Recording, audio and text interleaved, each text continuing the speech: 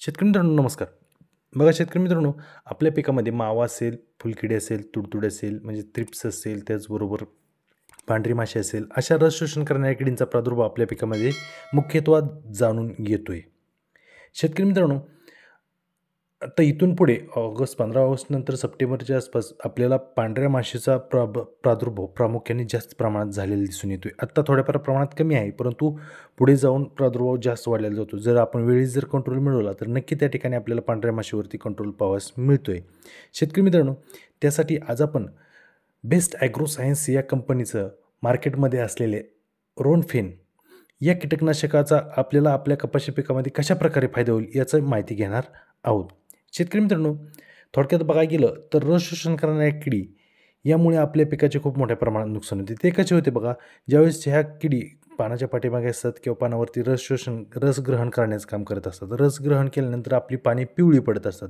म्हणजेच काय, तर क्लोरोफिलची जी मात्रा आहे ती त्या ठिकाणी कमी झालेली दिसून येते. त्यामुळे काय होतं, प्रकाशसंश्लेषण क्रिया त्या ठिकाणी होत नाही. प्रकाशसंश्लेषण क्रिया न घडल्यामुळे अन्न निर्मिती त्या ठिकाणी होत नाही किंवा आपण जे दिलेले खत आहे ते अपटेक होत नाही. त्यामुळे त्या ठिकाणी आपले पीक नामशेष झालेले दिसून येते. त्यामुळे शेतकरी मित्रांनो, जर कपाशी पिकामध्ये आपण रस शोषण करणाऱ्या किडींवरती जर वेळीच कंट्रोल मिळवलं तर नक्की त्या ठिकाणी फायदा होणार आहे. शेतकरी मित्रांनो, बघा ह्या रोनफेनविषयी थोडे माहिती घेत असताना त्यामध्ये 3 घटक आहेत. हे युनिक असं एक चांगल्या प्रकारचं कीटकनाशक आपल्याला पाहावयास मिळतं. ह्याच्यात थोडक्यात बघितलं तर यामध्ये 3 घटक पाहावयास मिळतात. बघा शेतकरी मित्रांनो, पांढरी माशी कंट्रोल करायची असेल तर त्याची अंडी आणि पिल्ले महत्त्वाचं त्या ठिकाणी कंट्रोल करणे गरजेचे आहे. त्यासाठीच रोनफेनमधील पहिला घटक बघितला तर पायरिफ्रॉक्झिफेन, जे की यामध्ये 8% आपल्याला पाहावयास मिळते. शेतकरी मित्रांनो, हे काय करतं, तर पांढऱ्या माशीची अंडी असेल, पिल्ले असेल, ती नष्ट करण्याचं काम करताना दिसून येतं. बघा, पांढऱ्या माशी जर वेळीच कंट्रोल मिळवलं, पिल्लं असेल किंवा अंड्यांना नष्ट केलं तर 80% आपल्याला त्या ठिकाणी फायदा होत झालेला दिसून येतो. कारण की अंडे आणि पिल्लामुळे आपल्याला 80% नुकसान होते आणि अडल्ट अवस्थेत ज्यावेळेस माशी येते, उडणारी माशी, त्यावेळेस आपल्याला फक्त ती किती आपल्या डोळ्याला दिसणारी माशी 20% नुकसान करते. म्हणून आपण प्रिव्हेंटिव्ह जर त्या ठिकाणी अंडी पिल्ले पांढऱ्या माशीची जी मारली तर नक्की त्या ठिकाणी आपल्याला फायदा झालेला दिसून येणार आहे.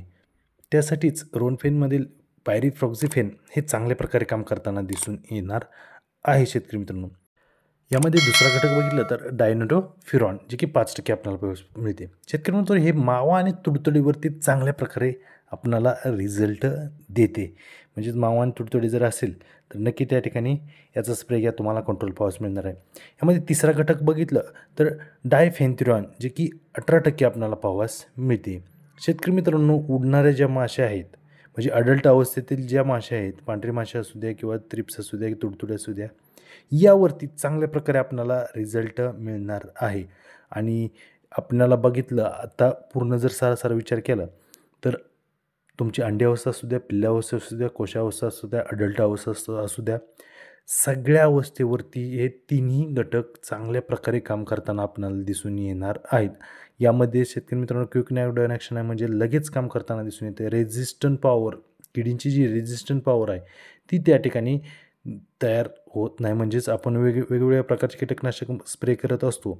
काही वेळेस काय होतं, या किडींवरती रेझिस्टंट पॉवर तयार होते. म्हणजेच कोणतेही कीटकनाशक वापरलं तर त्या ठिकाणी तुम्हाला ते इलाज करत नाहीत. त्यामुळे किडी आणखीन जास्त प्रमाणात त्या ठिकाणी आपल्याला नुकसान करताना दिसून, त्यामुळे किडींची रेझिस्टंट पॉवरसुद्धा त्या ठिकाणी होत नाही. त्याचबरोबर स्टमक ॲक्शन, म्हणजे आपल्या पोटावाटे असेल किंवा नाकावाटे, ते आतमध्ये जातं आणि त्या ठिकाणी किडींना मारतं. त्याचबरोबर ट्रान्सलेमिनर ॲक्शनसुद्धा यामध्ये पाहावयास मिळते. म्हणजेच आपण किडींच्या, म्हणजेच पानाच्या पाठीमागे किडी ज्या असतात त्यांवरती सुद्धा स्प्रे केल्यानंतर पानाच्या पाठीमागे जाऊन त्या ठिकाणी मारण्याचं काम करताना दिसतं. म्हणजेच थ्रिप्स, फुलकिडे, मावा हे पानाच्या पाठीमागे असते, त्यावरती सुद्धा चांगल्या प्रकारे आपल्याला कंट्रोल पाहावयास मिळतो. शेतकरी मित्रांनो, याचा वापर तुम्ही कपाशीच्या 3ऱ्या किंवा 4थ्या फवारणीस घ्या. कारण की आपली 4थी फवारणी जवळजवळ 15 ऑगस्ट नंतर सप्टेंबरच्या आसपास आपल्याला झालेली दिसून येते. त्यावेळेस काय होतं, पांढऱ्या माशीचा प्रकोप आपल्याला झालेला दिसून येतो. त्यावेळेस जर आपण घेतले तर नक्की त्या ठिकाणी आपल्याला चांगल्या प्रकारे रिझल्ट याचा मिळणार आहे.